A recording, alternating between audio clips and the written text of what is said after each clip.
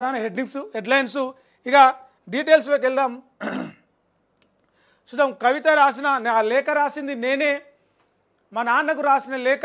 పర్సనల్గా ఆయనకు ఎప్పుడెప్పుడు ఇలాంటి లేఖలు రాస్తూ ఉంటా, చెప్తా ఉంటా. ప్రతి విషయం మైనస్ పాయింట్లు ప్లస్ పాయింట్లు చెప్తా ఉంటా. పార్టీలో జరుగుతున్న అంతర్గత విషయాలు కావచ్చు, విభేదాలు కావచ్చు, ఏదున్నా ఆయనతోటి నేను డిస్కషన్ చేస్తా. మాట్లాడే సమయం దొరకని సందర్భంలో లేఖ ద్వారా పేపర్ మీద రాసి ఆయనకు పంపిస్తా అని చెప్పేసి, మరి అట్లా నేను పర్సనల్గా ఆయనకు ఒక తండ్రికి ఒక కూతురు రాసుకున్న లేఖని ఎవరు బయట పెట్టిర్రు, ఎవరు దాన్ని లీక్ చేసిర్రు మీరు అర్థం చేసుకోవాలి. పార్టీ అధినేత కూతురుగా ఉన్న నా పరిస్థితి ఎట్లా ఉంటే మిగతా వాళ్ళ పరిస్థితి ఎట్లా ఉండొచ్చు మీరు అందరూ ఆలోచించాలి. పార్టీ క్యాడర్ ఆలోచించాలి, మిగతా లీడర్లు ఆలోచించాలి అని చెప్పేసి కవిత నిన్న ఒక సంచలనాత్మక స్టేట్మెంట్ అయితే చేసింది. ఒకసారి డీటెయిల్స్ చూద్దాం.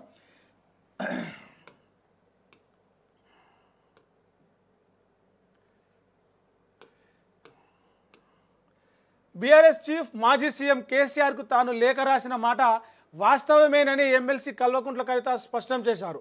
తాను 2 వారాల క్రితమే ఆ లేఖ రాశానని తెలిపారు. పార్టీలో ఎవరో కుట్ర చేసి ఆ లేఖను రిలీజ్ చేశారని కవిత ఆరోపించారు. అమెరికా పర్యటన ముగించుకొని శుక్రవారం శంషాబాద్ ఎయిర్పోర్ట్కు చేరుకున్న కవిత అక్కడే మీడియాతో మాట్లాడు కేసీఆర్ దేవుడని, అయితే ఆయన పక్కన కొన్ని దయ్యాలున్నాయని సంచలన కామెంట్ చేశారు. అలాంటి వాళ్ళ వల్ల పార్టీకి నష్టం జరుగుతుందని చెప్పారు. కేసీఆర్కు రాసిన లేఖలో తన వ్యక్తిగత అభిప్రాయాలు చెప్పలేదన్నారు. క్షేత్రస్థాయి అభిప్రాయాలే అందులో రాశానన్నారు. తనకు ఎలాంటి పర్సనల్ అజెండా లేదని క్లారిటీ ఇచ్చారు. అయితే లేఖ ఎట్లా బయటకు వచ్చింది, లేఖ ఆమె రాసిన లెటరు లీక్ అవడం వెనకాల ఎవరి చేతులు ఉన్నాయని చెప్పేసి ఆమె అనుమానం వ్యక్తం చేస్తూ ఉన్నది. కేసీఆర్ దేవుడని, ఆయన పక్కన కొన్ని దయ్యాలు ఉన్నాయని సంచలన కామెంట్ చేశారు. అలాంటి వాళ్ళ వల్ల పార్టీకి నష్టం జరుగుతుందని చెప్పారు. కేసీఆర్కు రాసిన లేఖలో తన వ్యక్తిగత అభిప్రాయాలు చెప్పలేదన్నారు. లేఖ లీక్ అవడం వెనుక పార్టీలోని కొందరు కోవట్లు ఉన్నారని, కేసీఆర్ తమ నాయకుడని, ఆయన నాయకత్వంలో పనిచేస్తామని, పార్టీ లోపాలను సవరించుకుంటే భవిష్యత్తు ఉంటుందని తన అభిప్రాయంగా చెప్పినా అని చెప్పేసి ఆమె చెప్తా ఉంది. లేఖలో కూడా చాలా విషయాలు ప్రస్తావించింది. ఆ రిజర్వేషన్ల గురించి మాట్లాడితే బాగుండేది, బనకసర్ల గురించి మాట్లాడితే బాగుండేది, రైతు బంధు గురించి మాట్లాడితే బాగుండేది, బీజేపీని ఇంకా కొంత టార్గెట్ చేసి మాట్లాడితే బాగుండేది. చాలా విషయాల్లో మీ నుంచి ఆశించడం, ఏదైతే రజతోత్సవ సభ బహిరంగ సభ జరిగిందో ఆ స్పీచ్ కూడా కొంత మేము ఊహించుకున్నంత పంచ్గా లేదని చెప్పేసి ఆ లేఖలో ఆమె కొన్ని విషయాలు ప్రస్తావించింది. అయితే తాను పర్సనల్గా కేసీఆర్కు చెప్పాలనుకున్న విషయాలను లేఖ రాసిన కవిత ఆ లేఖ ఎట్లా బయటకు వచ్చింది, కొన్ని దయ్యాలు ఉన్నాయి, కొంతమంది పార్టీలో కోవర్టులు ఉన్నారు, వాళ్ళు బీఆర్ఎస్లోనే ఉంటూ కేసీఆర్ పక్కనే ఉంటూ వేరే వాళ్ళ కోసం పనిచేస్తున్నారు, వేరే పార్టీల కోసం పనిచేస్తూ ఉన్నారు. పార్టీలో అంతర్గతంగా చాలా సమస్యలు ఉన్నాయి, చాలా విభేదాలు ఉన్నాయి.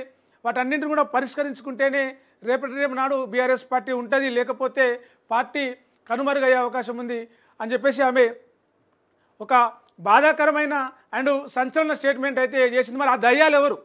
కవిత చెప్తున్నా ఆ 2 దయ్యాల, కొన్ని దయ్యాల, ఆ దయ్యాలు ఎవరు పార్టీలో ఉంటూ కేసీఆర్కు చెప్పే క్రమంలో ఆయనను రాంగ్ డైవర్ట్ చేస్తూ ఉన్నారా, లేకపోతే కవితనే అంతా అంటే కేసీఆర్, కవిత, హరీష్ రావు, కేటీఆర్ వీళ్ళంతా కలిసి ఒక డ్రామా ఏమన్నా, ఇప్పుడు కాళేశ్వరం విచారణ ఉంది, ఫోన్ ట్యాపింగ్ విచారణ ఉంది, దీనికి సంబంధించి జనాలను డైవర్ట్ చేయడానికి ఇట్లాంటి ప్లాన్ ఏమన్నా వేసినారు కావచ్చు అని చెప్పేసి అటువైపు బీజేపీ, కాంగ్రెస్లు కూడా కొంత ఏమంటున్నారు, దాన్ని విశ్లేషించి దాన్ని కౌంటర్ చేసే ప్రయత్నం చేస్తూ ఉన్నారు.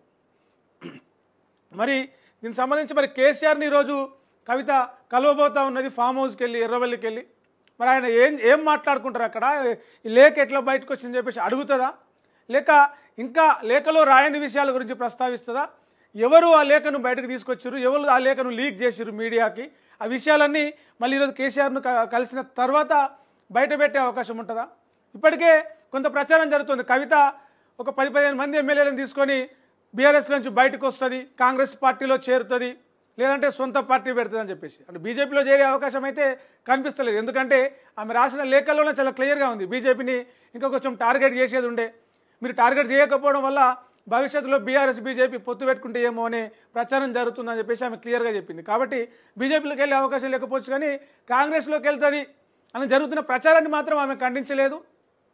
పార్టీ పెడతా అనే కామెంట్లను కూడా ఆమె ఖండించలేదు. కాకపోతే ఒక మాట మాత్రం క్లియర్గా చెప్పింది, కేసీఆరే మా నాయకుడు అని చెప్పేసి. సో ఆయన అండర్లోనే పనిచేస్తా, కేసీఆర్ మా నాయకుడు అని చెప్పినప్పటికీ మరి ఈరోజు కేసీఆర్ని కలిసిన తర్వాత ఏమైనా నిర్ణయం తీసుకోబోతుందా, నిర్ణయం ప్రకటించబోతుందా అనేది ఆయనతో మీటింగ్ జరిగిన తర్వాత తెలిసే అవకాశం ఉంది. మరి ప్రెస్ మీట్ పెట్టి ఏమైనా చెప్తారా, లేక ఎప్పట్లాగానే లేఖ లీక్ చేసినట్టుగానే అక్కడి విషయాలు కూడా మళ్ళీ ఏమైనా లీక్ అవుతాయా? ఆ ఫామ్ హౌస్లో కేసీఆర్తో పాటు ఉన్న దయ్యాలు కవిత కేసీఆర్తో ఏం మాట్లాడింది అనే ఆ విషయాన్ని ముందుగానే ఎట్లా లీక్ చేస్తే అనేది కూడా వెయిట్ చేయాలి. అది సాయంత్రం వరకు ఈరోజు తెలిసే అవకాశం ఉంది. ఇక పుష్ప 2 సినిమా అప్పుడు సంధ్య టాకీస్ కాడ తొక్కిసలాట